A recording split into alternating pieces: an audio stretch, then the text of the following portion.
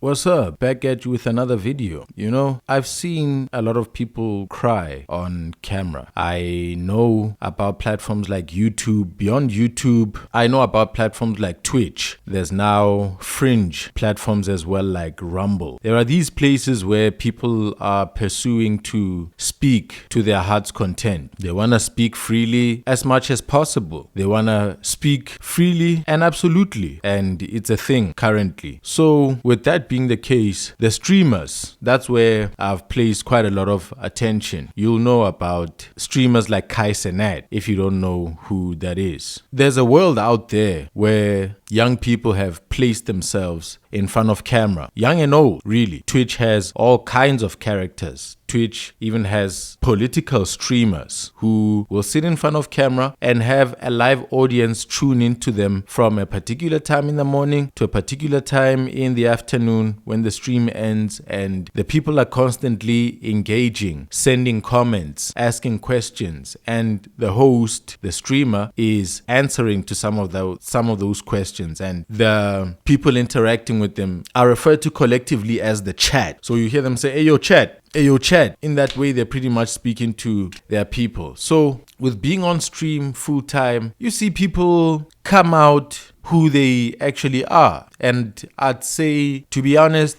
it's a lot more than who they are. Being on camera all the time is like being with your family members. People get to see you like how you actually are, right? But with cameras and an audience of thousands or hundreds of people, and there's incentive, there's money, so there's motivation. You feel good while doing it, and you are now adding value and wanting to entertain. Yes, you see people become much more than the normal, but even with the normal itself, you see people get on camera and start to fall apart and cry because their issues are following them on camera. Their heart is there with them. They are on camera speaking to the audience, speaking about particular issues. But when you end the stream, I've heard a number of them streamers say that after talking so much, you just need some time to decompress. You just need to sit by yourself for like 2 hours and not talk to anyone afterwards. So it's a weird life. I am realizing myself too that I get on camera and I give my best, I give my all, I give my attention to this so that I don't have people feel robbed after listening to me, to have people feel like they got no value. So I give it my all. And then after giving it my all, I go to become a quiet person in the home. Yes, I play with the children, but I'm not as engaging talking with them. I'm speaking more with people out there, and I spend quite a lot of time editing these videos. So it's from here talking, sitting quiet while editing, posting them, and then saying hi to family as the day actually ends. So I have come to catch up with my issues, or my issues are catching up with me. And I've come to do this diary session, to put it on here, to know that it's out there. I found this to be quite magical. I don't know how. I think this is what therapy actually does for people. Knowing that you've spoken to somebody, your inner workings, your inner thoughts, knowing that you've spoken and had an opportunity with a trained ear, with a person who is trained and capable of bringing out your truth, bringing out your issues, bringing out your problems, bringing out your struggles, bringing out your anger, bringing out your grudges, bringing out your childhood, bringing out your secrets. In the mind, doing that, whether to a therapist or on camera, I'm finding that there's some kind of value. I myself have never been with a therapist or nothing like that for a continuous amount of time. Maybe I've had 3 sessions with a psychologist. But yeah, beyond that, I've never really been back and forth like that. I did experience in those few 3 sessions what this actually feels like. And then I went on to just listen to a lot of therapists on YouTube speaking about the importance of taking stock. You know, when you're running a business and there's constantly inflow, outflow, there's a point where you have to stop. It's a hard cut. We're closed. We're counting how much we actually have because it's not easy to track stock that is moving. So you have to stop it at some point, take stock, know your number, and then proceed again. So a person needs to take stock. And this is me coming to take stock. This is me coming to, I hope, put something on the table that is very difficult, but I will have done a big step to overcome it if I did this, and I hope to do it. So I am fighting some spirits. I am fighting a condition. How do I put this completely clear, straightforward? I think the clearest way that I can put it is that, let me just try. The easiest way to describe it is that I have a poverty mindset that I am battling. I have a fear for success that I am battling. But at the same time, I have a success mentality. I have a very strong desire to succeed. I have a very strong ambition to have money. And I've been a money chaser. I've been an entrepreneur. I've been a businessman.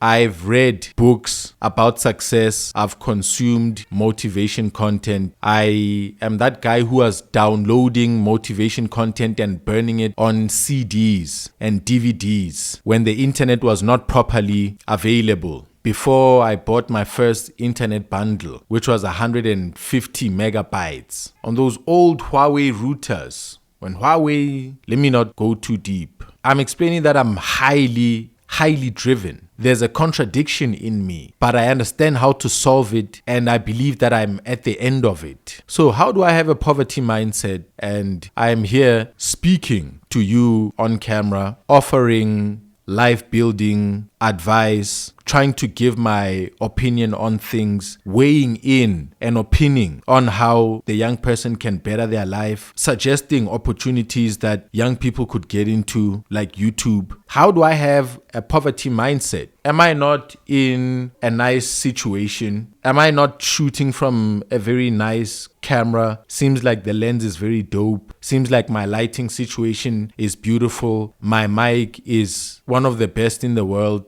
I am speaking quite fluently and clearly about the things that I speak about. So what is the poverty mindset about? What is the fear of success about? Okay, that is what I hope to put down and explain to you and myself, and chart a way going forward, and to declare this to be over, to speak it out of existence, and to proceed to the next level, because I am ready, I am excited. But there are things that have happened, there are things that I know that have put me in this situation, and I hope to just put them out. I don't know how openly I can speak, but the more open I can speak, the more I would get off my chest. But what would the implications be? What would the repercussions of doing that be? Because some of the details that I would reveal involve friends and family members, people that I've had to let go of. Speaking about that would free me, because I am trapped by the things that have occurred between us. And speaking would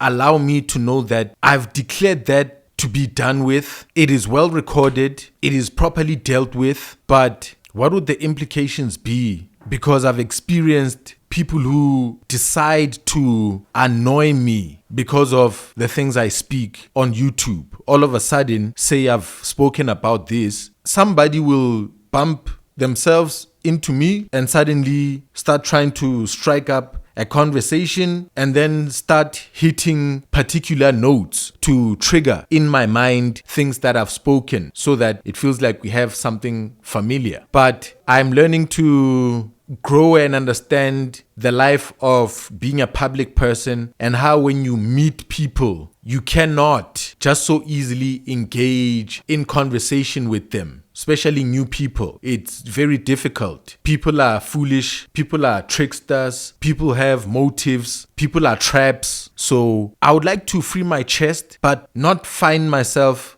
being attempted by people because of what I may speak. So, ladies and gents, the situation is this one. I, from my early 20s, quickly discovered how to make money. And my way of doing that was buying tech that was on the second-hand market. So pretty much operating what Cash Crusaders does. the license to operate that Cash Crusaders has or whatever to trade in this field, I have the exact same license. And so I learned how to buy goods and I learned how to sell them. And I made money quite well, quite easily. And so from years ago, those who know me and remember me from years ago would remember how far advanced I was to people my age. The things I had the boldness to do, the revenue generation machine that I had already created for myself, that over time I got to realize made people very uneasy. And this is the black experience. When you start to come out of struggle, when you start to come out of average, people can see you. Adults can probably see you first. Your friends can just so easily spot it. So my life, plus being a Christian young dude who doesn't party, who doesn't go out, who doesn't drink, who doesn't like loud places, who doesn't like mixing with the wrong crowds, who obeys his parents and serves his parents and respects his parents and loves them. People could tell that this one is blessed and he is going somewhere. He's seeing things that we men of our age have not quite figured out in our time being older. Friends recognize that he's doing so well generating and making money for himself, and he has no major vices. He has nothing that would regress his progress and oppose it. He is not an enemy unto himself. He doesn't have the mental illnesses that people have when they are faced with money, where they generate quickly and spend even quicker. So a lot of people started paying attention to me. So I've had eyes on me for a long time. I've had people who are jealous working with me for quite a long time. I've had friends who had the ambition of running away with a business. I've had family members who've attempted to operate the exact same business, buy from my suppliers and sell to my customers. I've had family members try to take my contacts and assume my business just because they are family and they want to see how I'm going to react. They want to see me defend my money. They want to see us engaged in a fight over money so they can go and tell people that, oh, he's got so much for himself and he doesn't want to give any. He will never tell you how he does it. And they just want to be my competitors. If I were to invite them to join me and work with me, they would probably offer themselves with a mean spirit. And I shouldn't say probably because it has been properly demonstrated. But let me get off that family thread for a little bit and just go back to the main spinal cord. What am I saying in summary? What has happened to me in summary is that I've faced attacks for the person that God has made me to be, the person that I've built myself into. I've read books that have made serious impression on my character. I've built my character. If you are watching it and you're experiencing something unique, it's because I have worked on this. You're not watching something that I'm putting on because I'm on camera. No, I am like this. I'm a passionate, honest, straight talker. I don't find any use in lying and speaking half-truths. I feel that it doesn't serve anyone. Also being a Christian, also believing what the Bible says was the beginning, will be life, and will be the end. Believing that there's a life beyond this one, a life in condemnation and a life in the blessed. I fear to find myself in a hell. And so I am ultra sober to the opportunity that I have as a human being who God has brought on this earth and has brought for a purpose. I am sober about being a black man in a continent of Africa, in a world where, truly speaking, nobody owes you anything. We are born where we are born. We land where we land. If you've watched and seen the game Fortnite, people fall from the sky and then you have to dive in a particular direction so that you can go land somewhere and start building your fort over there. As the shooting begins, place as the fight for survival takes place. Where you land will have some advantages and some disadvantages. And unfortunately, Africa is a continent that has found itself in a state where God's people have oppressed God's people, the browner people, and God has allowed it to happen. And you see it in the Bible. Though you may hate what human beings have engaged themselves in, slavery, colonization, wars, murders, genocides, in Africa, in the Americas, in Europe,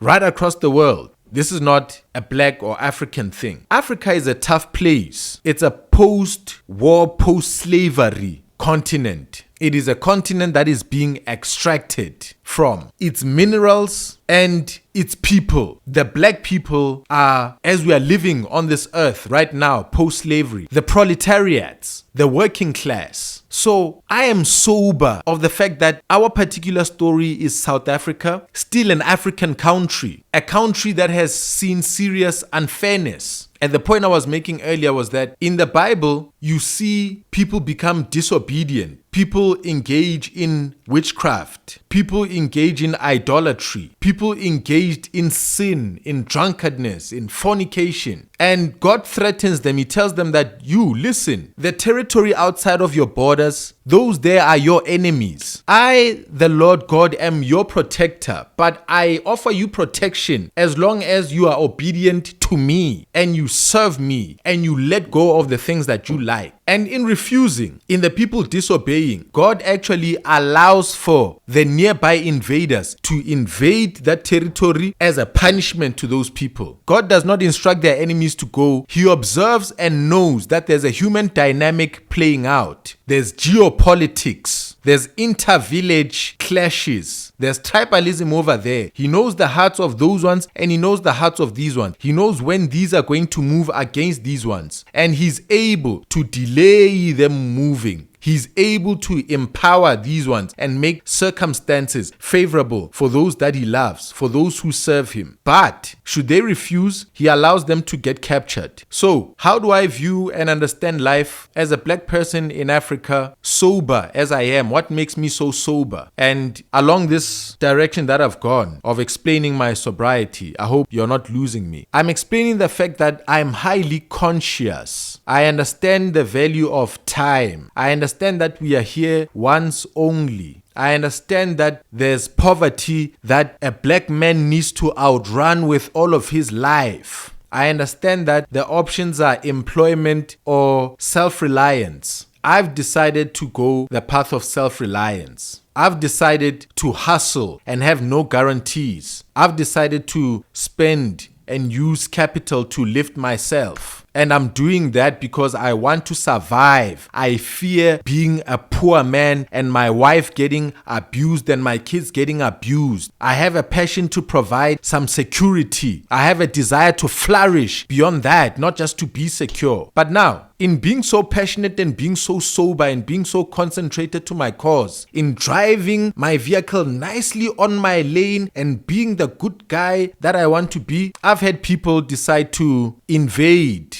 and let their emotions carry them. And I've seen people try to pull me down, try to destabilize me, family and friends, y'all. And in seeing them pull so hard, I started feeling like, hey man, maybe I am a bit too successful and I need to start giving them something to ease them off. You start feeling like now you need to appease people. So now I start to second guess myself. I start to feel like, no, I should not just pay attention to myself and move so rapidly all for myself. I feel that maybe I should help others. Maybe I should bring them along on my journey. People bring themselves close, they give praises, and I be like, let's go. And all of this pretty much kicks off into high gear For a time, none of this was happening. For a time, I was on my grind. Before I got married, before I had children, that was the peak of my undivided attention to the hustle. Once I got a woman in my life, who's currently my wife, when I started now supporting and doing things for her, people now started seeing how capable I am to take care of myself and be good and romantic to a partner that I want to be with. And so with that, now people start to determine the man that you're going to become or what you're going to look like. They see your capacity and now they start deciding to lean on you. And naturally, I'm also inclined to carry people when they lean on me because it's a character that I've gotten from my mother and my father. Being pastors, being raised by Ntate Moruti le Mme Moruti, who care for people, who carry their burdens, who give them an ear when they are crying. People started realizing that, okay, this man is moving. He's been all unto himself. Now there's a woman in his life and we are seeing the hand that he has for her. And now friends and family members started now getting closer, desiring to have the business that I operate so that they may live my life and do in their own lives what they are seeing me doing. At first, they didn't show that they want to take what is mine. They didn't show that they want to live my life. But later, I would come to see that these are not people who are asking for my help. They are bandits who want to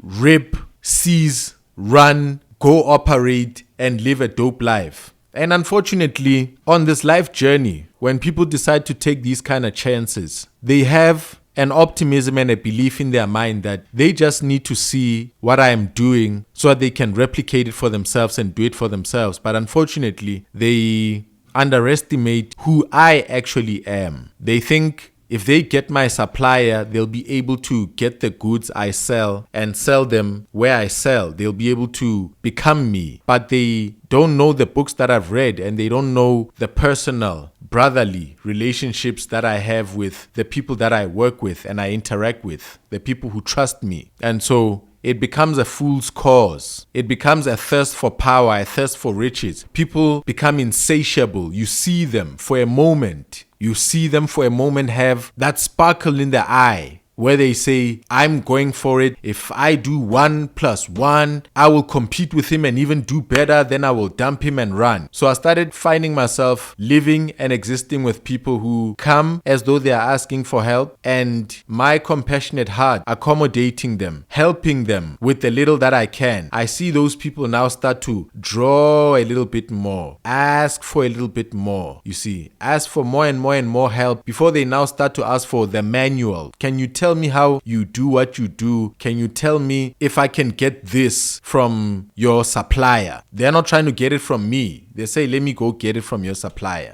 So I realized that there was people's attitudes and a spirit as well. A spirit that is against accumulation. If I can sum it all, I'd say that it's the spirit that is against a person accumulating and steadily building themselves. It's the spirit of don't progress so much. Come party a little bit. Let's relax. Let's let go of those thoughts for a moment. Come chill. Let's be drunk and die black and poor. Stop chasing. Come be normal. Come be equal with us. Give us what you have. Let it be divided among us so that all of us may be lifted and we may be equal to you. So, ladies and gents, when I say this is a poverty mindset, when you hear liberals, when you hear people who are watching us from the outside, people who are not like us, people who are not living in our circumstances, when they say there's a habit and a mindset of reliance, there's a mindset of pointing at the other person and their possessions,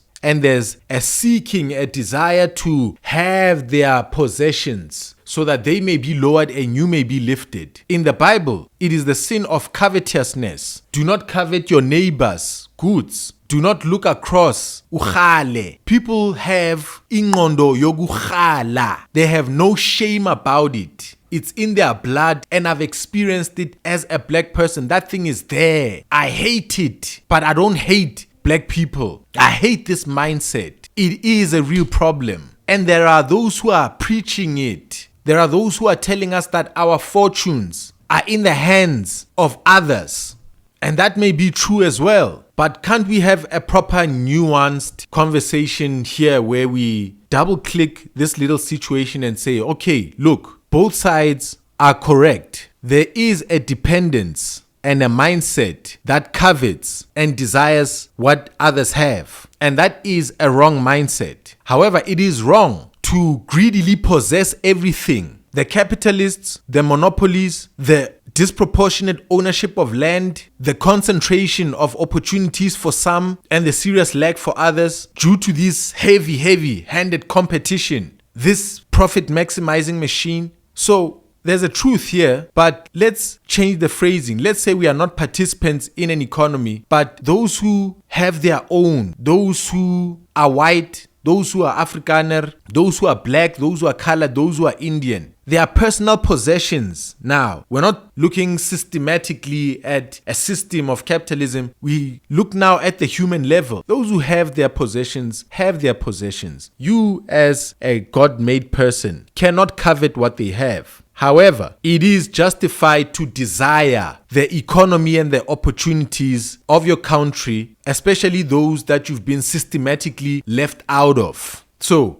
I'm balancing here. I'm not going to say that black people are useless, covetous, who just want somebody else's ice cream. I'm not going to be speaking like that about our people. Those who are covetous ought to cease coveting their neighbor. And they are justified to go now and seek to compete with brilliance, with invention, with entrepreneurship, with innovation, with ingenuity, with smarts, with creativity, with seeking different niches. If that monopoly cannot be hacked, you need to find somewhere to compete. You need to want to grab a share of the market share. What is shareable? What is out in the open and available to be taken? But what somebody else owns is not yours. So, with being surrounded then by a black experience, a feeling that when you're moving, people start to act like you're selfish, like you're not giving, like you ought to do more for them. When you do more for them. When you do more, they want even more. They even now want to start living your life in your house, watch your TV,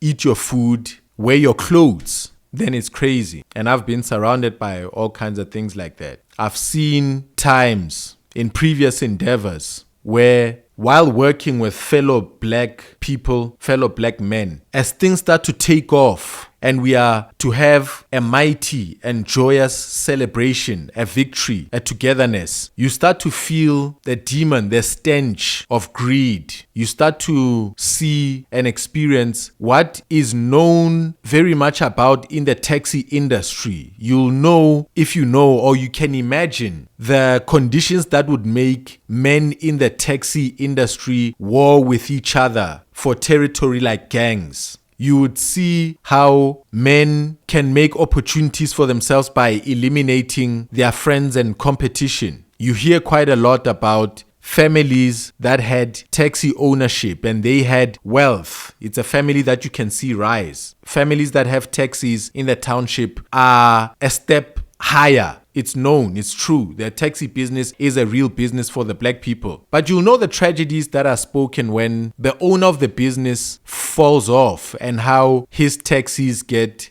repossessed or sold because the woman is left and is unable to operate the business, or she doesn't have the gut, the gall to operate in the field that the man has worked. So you'll know about people eliminating each other. So in an honest endeavor among friends, among brothers, among young comrades together, and I'm not saying ANC comrades, I'm not talking anything political, I'm talking about camaraderie, togetherness. Suddenly when success arrives, I experienced a mood change now where it's like the penny has dropped. We can now drop the pretense. Friends who were close to you are now starting to reveal that, well, I think I've seen the whole formula. I've seen this business. I feel now like venturing off and starting my own branch before things get hard, before we make money together and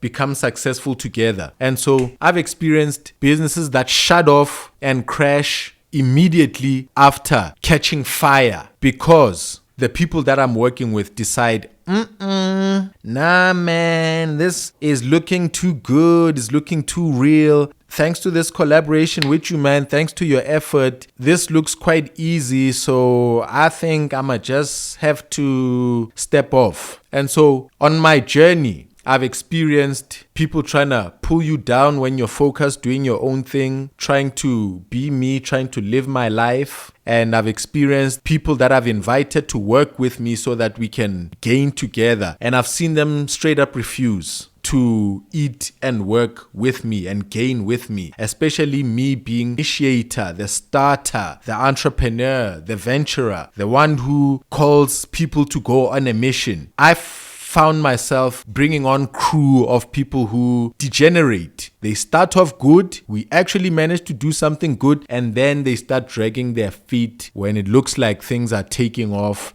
etc., etc. So this poverty mindset, this weighing down, this pulling down, this hard gravity, I have felt it many times. It has hurt me. It has burned my money many times over. It has depressed me several times over. But I've always lifted myself and decided to get over all of it. But every time it has hit me, I've woken up with a lot less motivation, to the point where I started to feel like, you know what, there's no point in having money if all it brings is attacks towards you, if all it brings is Trojan horses, people who come in like a friend, like a virus. It's like you're downloading a picture of your grandma, you love that picture, but then when you double click it, a malicious virus comes out. I've experienced that from cousins. I've experienced that from friends and business partners. But in all of that, I've learned to become more and more and more and more and more capable in myself, in learning the skills that I need myself, in working harder and longer, in spending the hours in my days, working my skills,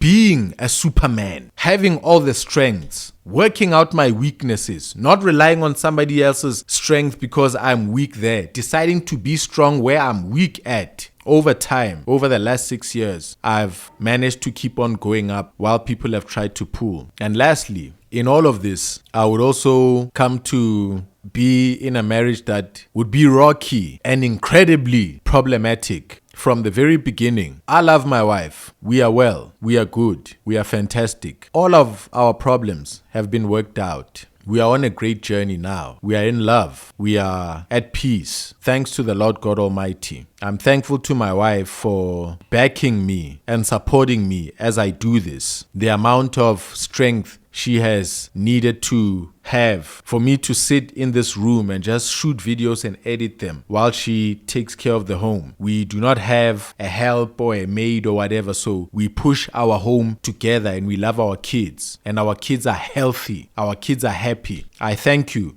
my love. I thank you, my wife. It was not always this way though. It was not always this way. I have spoken about it. There's a video on my wife and I's channel where we spoke about how finances and witchcraft nearly ruined our marriage. Ladies and gents, as much as I was a healthy person financially, my wife did not come from a healthy upbringing where money values are taught. And my wife is one who experienced amazing amounts of trauma and hurt as a young child. And so her trauma would come to play out in our marriage. It would come to play out in my life as a guy who has decided to be self-employed, independent, carry weight and risk on my shoulders. Her trauma would play out, and would play out in reckless spending. The more I got money, the more insatiable the demon was. It was demonic. It was very bad. So I started being a man who's running extremely fast on a treadmill, going nowhere. Friends on the assault, family members on the assault, betrayal, goofing around, wastage of time and resources. And then I would also have another attack internally inside the home from a spirit that was heavily controlling my wife, from influences from her family that did not agree well with me and so did not agree with our marriage. So I'd find myself now from being a dude who was very capable when he was all alone to now having a partner that I'm taking care of, that attracting the eyes of those who are covetous, leading now to attacks and betrayal from friends who want to see me fall with a woman because they're thinking, who do I think I am to be caring for a young woman, to be clothing her, to be feeding her and providing her, to be engaged to her and married to her, to pay for her hospital bills and to bear her pain and to be her counselor. People would stand around and wonder, who the hell do I think I am? And so they'd attempt to sabotage me so that the two of us and our young son at that time to fall off. They would attempt, but I would survive all of it. All of it I would survive, but I would take serious hammering to my finances. I would go into debt. I would go on to spend a couple of years avoiding phone calls from those who are calling, the banks, etc., etc., working out my problems, paying where I'm able to pay off, selling some of my property to survive and repair my debt. During that time, I would strive and find my voice. I would attempt to shoot a podcast. I would go on to meet Nota, to meet Nkululeko, to meet Owami, while cousins withdrew their support. One last time now, as I'm now appearing and coming out as a personality, as I'm doing something professional and I'm bringing it out, I would have my cousin decide to withdraw his support and let me drop. So I then went on to feel like there's no use in having money. Being black, you will always be black. It's bad to be black and successful because you'll be pursued like a taxi driver. The attacks won't come from far. It'll be the people who are extremely close to you. I felt like it'll be your wife. It'll be her family. It'll be your own family. It'll be your cousins. It'll be your uncles. It'll be your aunts. It'll be people that you meet and make relations with before they start to learn you and see that you have a spirit and you're blessed and you have power and courage and you're going to make it. And they'll decide, nah, let's pull away. Let's see who this guy thinks that he is. And so with that, for a time, I went into a depression where I just decided to let myself be a person who lives a low life where I'm just affording the minimum. Even if it means I'm just struggling. Let me struggle and see those who want me to struggle. Let me see if they become satisfied. Let me live a normal life. But I would see that they don't even want me to live a normal life. They want me to fall off completely. So I had to say, no, I'm too sober about this life. I will not come here, live life as a poor African, and then live a life that sends me to hell in the life thereafter. I won't waste my time. I have to go. I have to depart. And so I decided to get on camera, to find my passion, to start speaking, to be serious on YouTube. And I caught fire and people started now liking me and my channel started to grow. And now I'm headed to monetization. Now I have a platform where I can advertise my business and actually start getting a return. And so at this critical juncture, I'm now feeling afraid of pride, afraid of succeeding, afraid of now looking at those people who tried to destroy me, all those people who tried to distract me. I think about them every day as I move, as I grow. I wonder where they are. I wonder if they're watching. I wonder those who came and straight up told me that this is not going to work for you. You're going to fail. I really wonder because my heart is starting to get filled with joy and pride as well. And I hope for that not to bring me down. So I'm afraid of success. I'm afraid of accumulating, but I have to accumulate. I have to feed my family. I have to progress. And I am not enslaved to supporting everyone. I don't have to give my all to everyone. Those who love me, those who can help me, those who can walk with me, those who have done it already. I'm not asking them to start right now and try to gain my favor. But I'm here now. I had let myself go. I had kind of resigned myself to life. My marriage felt like it was going to end, and it was at its end. So now I'm a man who is on a come up, like a person who would rise after a divorce, after they've lost everything. I am recovering from near total disaster at the hands of people, at the hands of distractions, at the hands of spiritual works and attacks from the enemy. This is life. But I serve a living God. I serve Christ. I live as he says I should live. And no matter what they've thrown at me, I still remain standing. And so now I'm supercharged. I'm battle ready. I'm battle tested. I have fought. I've seen the worst. I've defeated the best. And so now I find myself having to let go of the past and forget it and step into a new person. And I'm struggling because I once decided, you know what? If it pleases them for me to be a small person, I'll be a small person. But now I'm becoming a big person. Ladies and gentlemen, like, comment, share, and subscribe. The camera ended. So I'm out of here. I hope I've put my heart on the table. Thank you very much. There's no going back now.